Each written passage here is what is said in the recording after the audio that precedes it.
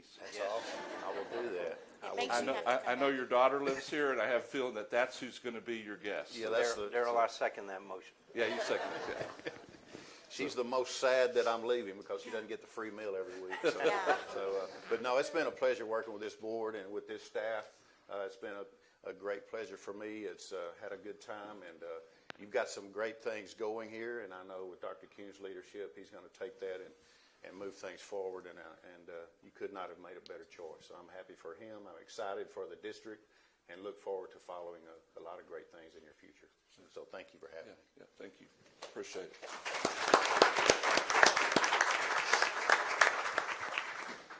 All right. Well, the reason we're meeting this morning is for me to ask the question: do we have a motion regarding the hiring for the position of superintendent? So moved. All right. There's a motion. Is there a second? I'll second. All right. All three of you? Okay, great. Dr. Wheat was not able to be here this morning. He is in surgery, and so we will have a vote without Danny, but I know he is all in on this one. So we will now take a roll call vote. Derek Hood? Yes. Danny Wheat, absent. Daryl Zeller, yes. Angie Wiley? Yes. Cindy Earls? Yes. Rodney Goodman? Yes. Bill Enriquez? Yes. All right, the motion passes. I am excited to announce that Dr. John Kuhn will be our next superintendent for AISD, and we welcome him.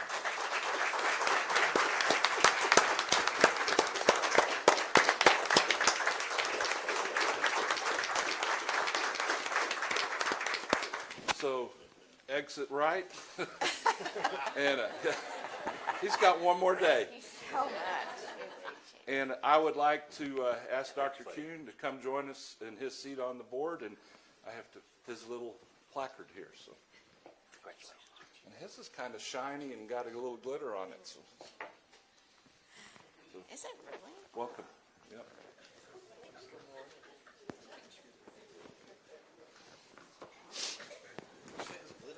Yeah, it's kind of a little different Yeah, but than mine ours. has gold on top. Thank you, sir. Yeah. Well, I'm going to just kind of give you a chance to just speak to this group, and then I know we've got the press is here, and we want to make sure we have time for them and honor their time. So if you'd like to just share some comments. But Absolutely. First of all, I want to thank everyone for being here. I'm extremely excited. That's not a great way to start. All right, let me try it again. I want to thank everyone for being here. I'm extremely excited to be the new superintendent of Abilene Independent School District. I've been here several times visiting lots of different people, and I've been so impressed by what I've seen, including last night at the Teachers in the Limelight celebration. I got to see some of the best of the best. A lot of great things are happening in Abilene ISD, and I'm just excited to be a part of that. I have a vision that I'm excited to share with you for this district, and I just want to join your team in doing the very best work we can do for the kids, for the community of Abilene. I think there are really bright things ahead for us working as a team. I'm 100% committed to this town, 100% committed to this school district, to you as the staff, and to the students, and we're going to get it done together. So thank you all for being here, and let's go. all right.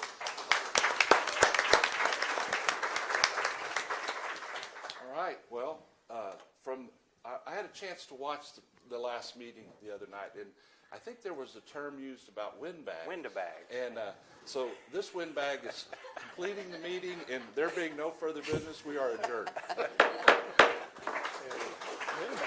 Yeah. Not personal. Yeah, I heard that too, Angie. That was great. I was watching you guys. I think they're. Yeah. I don't even remember. It just makes me say that the meeting's going to go a lot faster. We can be serious, but we try. Right on that same way.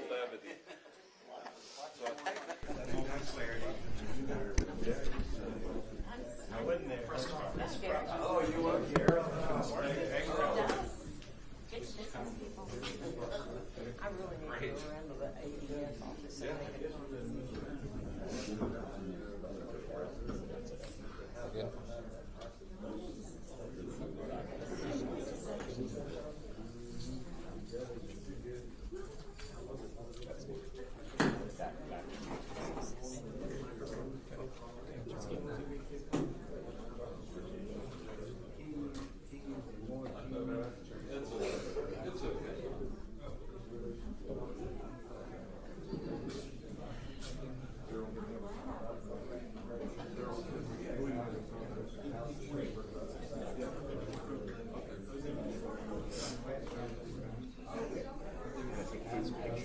just his picture. We're going to take a headshot with him in the backdrop. Closer to the podium or closer to the back? You want to have the board,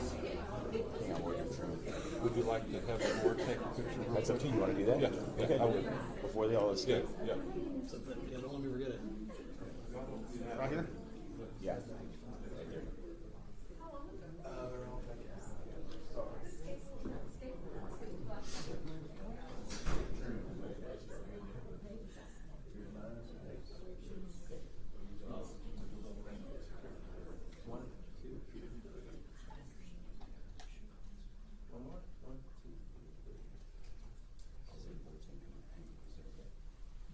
Okay, board. Yeah. Yeah. Jim, you can come in too and join us. We'll take one and then we'll take one just with the board. Rodney, Billy, Derek, Angie, Cindy. Did Cindy escape us? She's still running? She's here. Okay. We'll take a picture. Sure. Where do y'all want me? Just wherever. Right here in the middle. Back on this side. You can kind of be right here in front. Stand by me. Come on, Cindy, you can come on over, Angie. Right here in the front. You should worry about covering anybody else. Thank you. Squeeze in just a little bit more. There we go. All right, ready? 1, 2, 3. Big smiles. One more. 1, 2, 3. Thank you. Board? Yep. I'm up. Right. Yes, sir. Did you say you wanted to? You gonna start it? No, I'll let you start. Okay.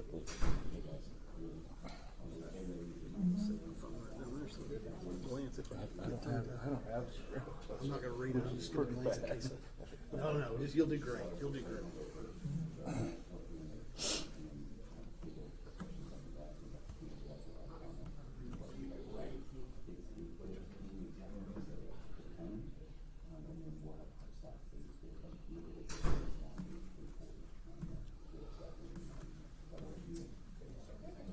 All right. Good? Yeah, I think so. Well, on behalf of the Board of Trustees for AISD, we're excited about today and the opportunity to announce Dr. John Kuhn as our new superintendent for AISD, and we welcome him and his wife Noelia and their daughter Liliana, that will be joining them this summer. And so we just want to kind of take this chance to kind of have you all ask some questions, and as far as our search process, kind of how we got to this point, and we'll kind of open it up to some questions that you guys have. That's my understanding. That's what y'all wanted. So Sure. So what made him stand out over the rest of what made him stand out over the rest of the candidates? Okay, so can they hear the question? So what made John, Dr. Kuhn, stand out over the rest of the candidates? So, well, the exciting thing is that the process produced quite a few candidates. So we had over 30 candidates apply for the job, narrowed that down to 6 and then down to 3. I think what I would say, so I'm going to speak for myself, but I think I could speak for the board here. His spirit of servant leadership that was seen throughout the whole interview process, through the recorded interviews, the resume, his statement about education. I think we've got a man that's going to lead by example, and is going to serve the people that work underneath him. And so I think that's probably what we saw the most. So. Can you tick off some of the numbers in terms of what number superintendent he is, how big the workforce that he'll be working over is, and what your full student population is for all your schools? Yeah, so we have, as far as superintendent, the number of how many we've had, I don't know if I might probably have to punt on that one, because I know of 2. That's the one that Dr. Young, when I came on, but I'm not sure how many superintendents in the history of the district there's been. As far as the number of employees that he'll be overseeing, that we're close to 2,500, one of the largest workforces in the city. And then what's the other question? How many students? How many students? Across all the schools? Yeah, so we're right under 15,000, give or take, depending on which day you ran the number. So we're looking to see that number settle and start to grow, and we think Dr. Kuhn's going to bring some philosophies and policies and enthusiasm that will start attracting kids back and start growing AISD. So, all right, yeah, thank you. Thank you. To riff off his question, you said your student population was around 15,000. Now, with the new superintendent coming from a town that has roughly just that population, Yeah. are there any kind of growing pains that you expect with the new volume for him to encounter? Yeah, we anticipate that. If you look historically, Abilene has kind of been that intermediate, in-between space between the small district and the really large ones. And so our past superintendent came from a very small district, even smaller than Mineral Wells. And so the type of candidate pool that we had to choose from is kind of, we're looking at making that next step up. And so we anticipate there being growing pains, but I don't think it's anything that Dr. Kuhn's not going to be able to handle. It's our three things that we were looking for, and what our survey showed, our search firm that did the survey, we were looking for a people person that could lead the staff well, that's going to come in and address discipline and then academic achievement. And so Dr. Kuhn's resume speaks to that everywhere he's been, and we don't anticipate that scale changing as far as success. Yeah.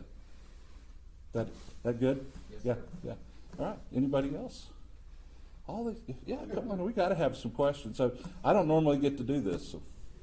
You've got some challenges. I mean, you are losing students. Yeah, You have been losing students. Yes, sir. And school vouchers are obviously looming out there somewhere. What kind of challenges does he face, and y'all as a board? Yeah, so we anticipate that not changing. Vouchers are coming at us. I think that's probably going to be the biggest challenge moving forward. And in our search process, that was one of the topics we talked about with a lot of the candidates. And this gentleman right here is a champion for public education.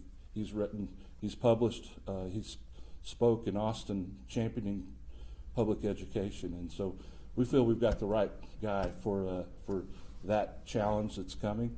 We know that competition is coming, as far as even more so for pulling kids out of the district.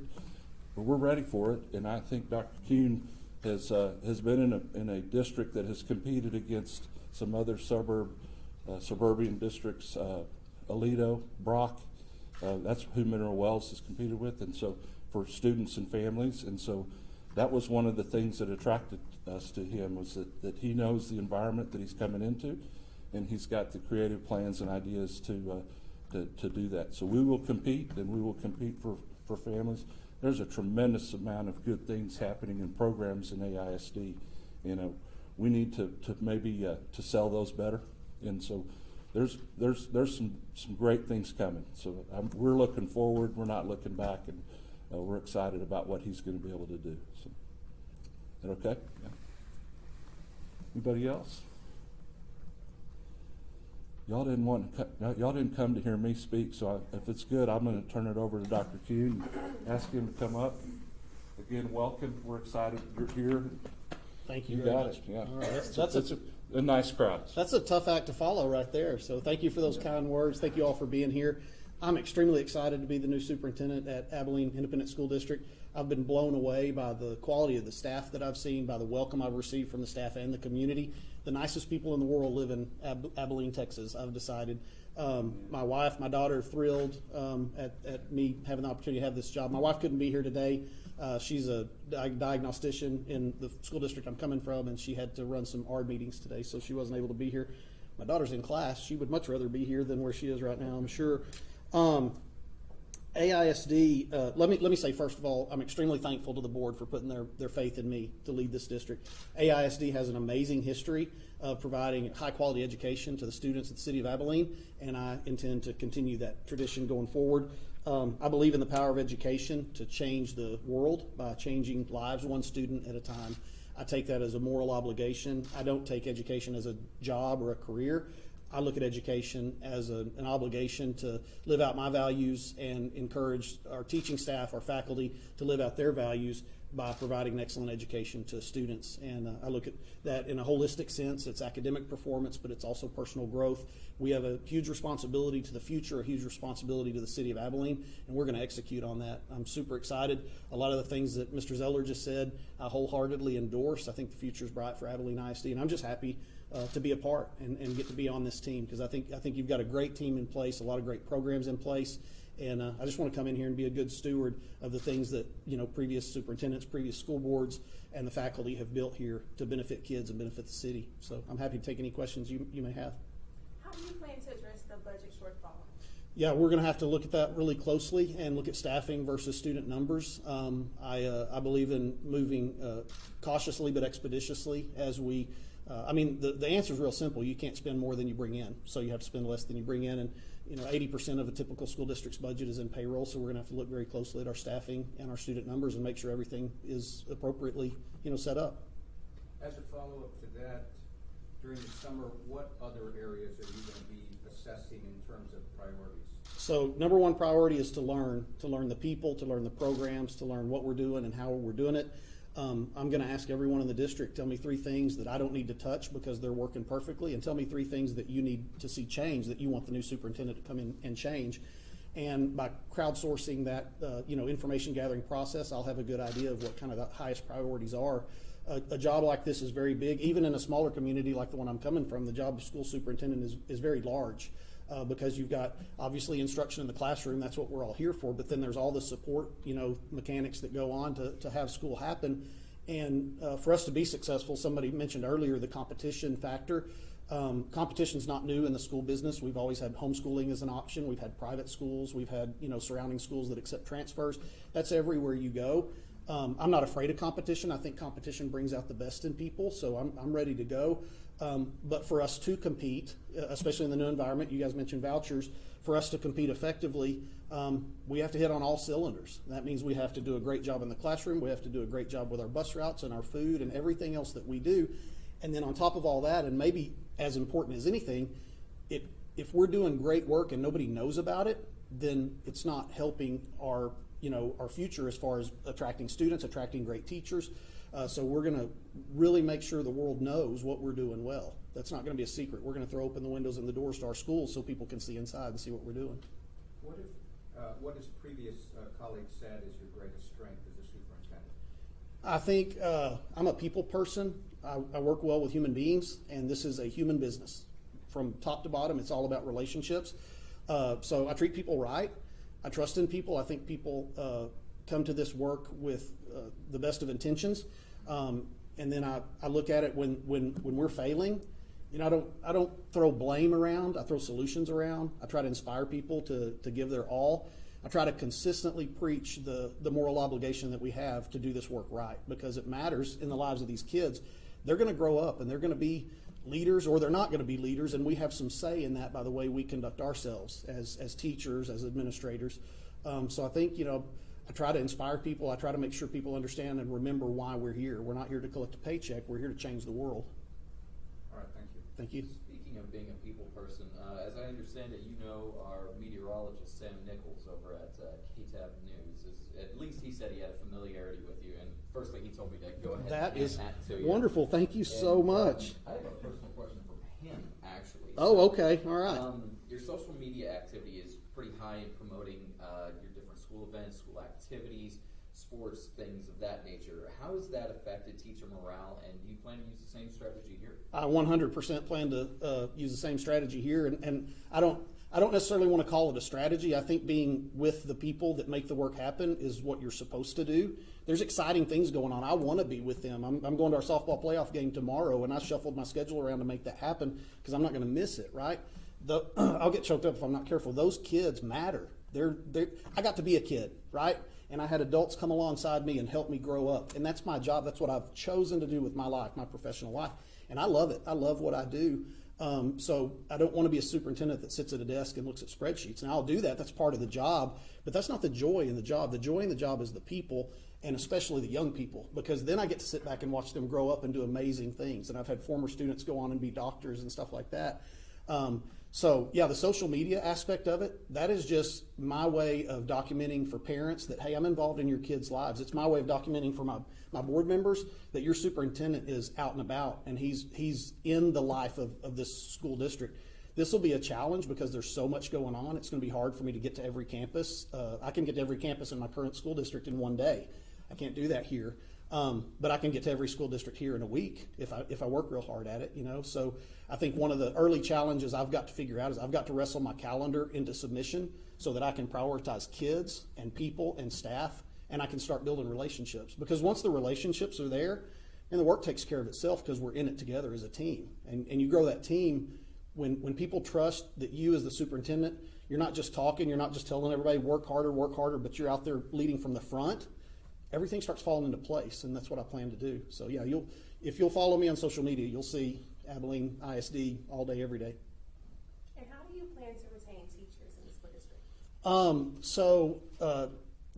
The way you retain teachers, number one, you have to obviously pay them well, but research says the number one reason that teachers stay in a school is their campus leader. And so I'm going to make sure that our campus leaders are the best and the brightest that we have. And I've met them and I've been very, very impressed with them.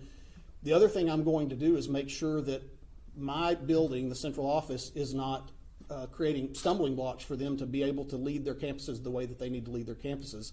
I believe in hiring good people, getting out of their way and letting them show me what they can do. So I'm not going to micromanage. I'm not going to give a lot of extra paperwork and busy work.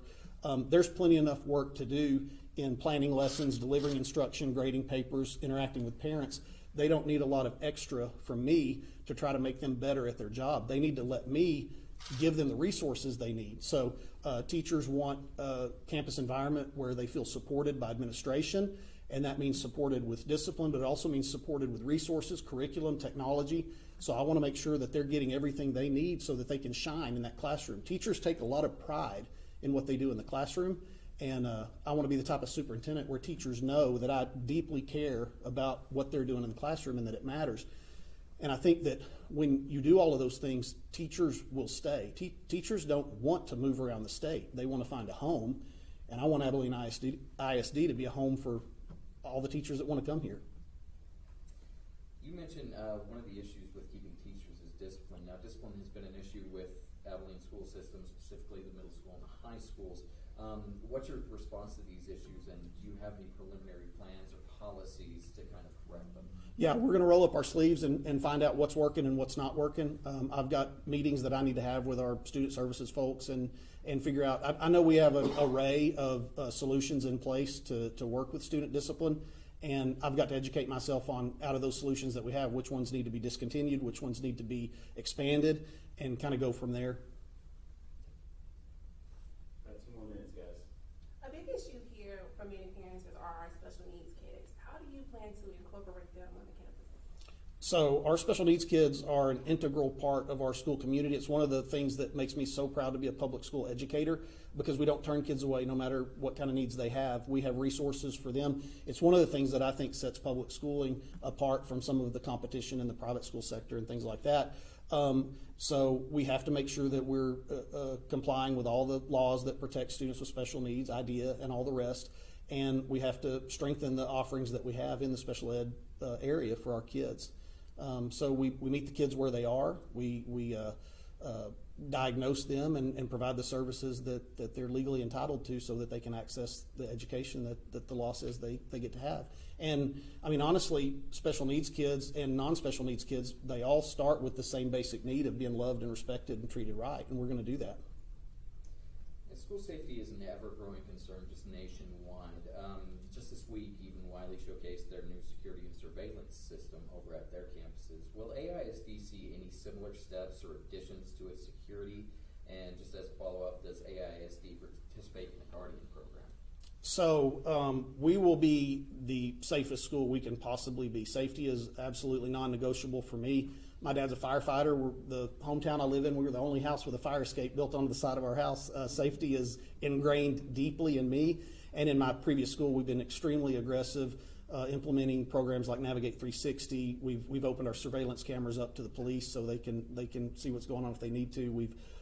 We've embedded chips into the police ID badges in Mineral Wells so that they can open our doors without asking for a key and things like that. So obviously coming in here new, tomorrow being my first day, I've got to find out exactly, you know, what all of our security mechanisms in place currently are. I've had conversations with Jim Largent about the door audits and how those have gone, and it sounds like they've gone really, really well here, which is great because that's a non-negotiable. Our doors have to close and lock like they're supposed to, and we have to adhere to all of those things. We did implement the Guardian program in my previous school district, and that's obviously a school-by-school decision that, you know, takes into account a lot of different factors, like what's the relationship with your SROs, what's the relationship with your local law enforcement. So those are things I'm going to have to study as I get in here. But what I can tell you is that safety, you can't market your school and not be a safe school. You have to be a safe school without question. Parents trust us to keep their kids safe every day, and that's just a non-negotiable. What's been your relationship with TEA in the past in terms of keeping accreditations and compliance all in order? Yeah, so we've done really well with accountability ratings improving under my leadership in every school that I've been superintendent of. This will be my third school to be superintendent of. We've always had no problem with accreditation, those sorts of things. I know what TEA wants to see out of us. They want to see academic performance. They want to see our students perform well. I do take issue sometimes with the TEA's single-minded focus on a single test on a single day. I think they weaponize the data sometimes, and I don't like that. And I don't hesitate to speak about that because I have opinions and TEA needs to hear them. But in terms of working with TEA, worked with TEA for 14 years as a superintendent. Every time I've worked with people from the TEA who come to my districts, they're super professional. They want us to succeed, is my experience. And so I feel like I've been a really good partner with TEA, and I feel like TEA has been a really good partner with me, notwithstanding my occasional criticism of the test and punish regime. Okay, last questions, guys. You said that at the top that you're going to be looking at payroll, things of that nature. That sounds a lot like some folks who are losing their jobs. Yeah, I think over time, if your student numbers don't match what your staff numbers are, you have to look at things like hiring freezes, and you have to look at things like attrition. I don't think it's appropriate to jump to the conclusion that there's going to be aggressive reductions in force and things like that. I think time is your friend as you right-size things. There's also the possibility that we generate enough enthusiasm and excitement here that student enrollment starts to pick up again. So I think it's too early to say that. But we do have to make sure that the budget balances. And there are other areas where you can save a little bit of money here and there, but I mean, you're right in that the biggest expenditure in a school district is staffing, and so that has to be looked at. I do not have plans to come in here this spring and this summer and make severe cuts. My plan is to come in here and study the situation. And when you're driving a school bus, you don't jerk the wheel. If you start getting too close to the shoulder, you gradually get back to where you need to be. And so time is our friend when it comes to making sure our staff size is appropriate for our student size. So a lot of that. You play it out over time, and it doesn't have to be, people don't have to be running around with their hair on fire because they're worried we're going to just be doing these massive aggressive cuts, because that's not what's in store. Previously we spoke about what's working, what's not working as far as student academics, and so I guess my final question would be, how do you restore confidence to a district that suffers from poor academic performance? You start getting good academic performance. That's how you do it.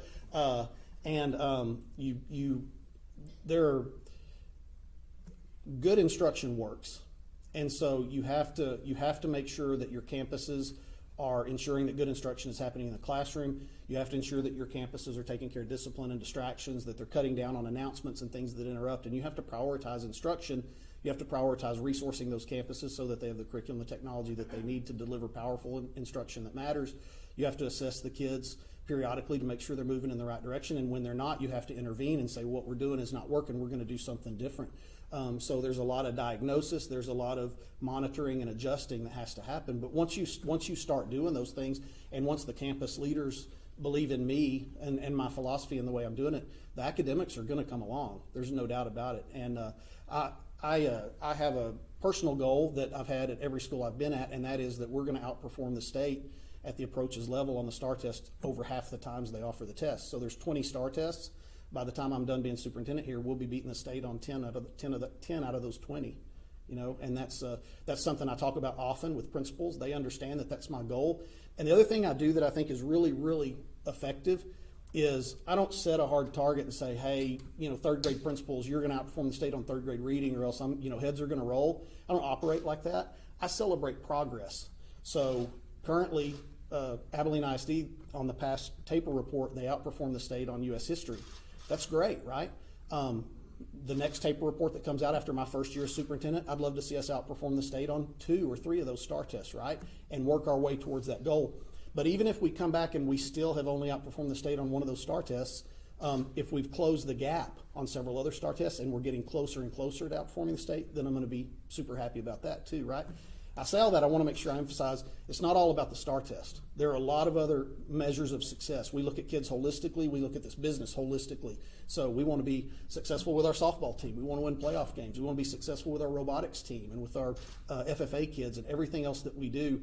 Everything we do is our brand. And I'm 100% ride for the brand, and I'm going to take a lot of people with me. We're going to be excited about Abilene ISD. And people already are. I saw it last night at the Teachers in the Limelight celebration. There's so much good here. I feel lucky to be here. Thank y'all. Thank you.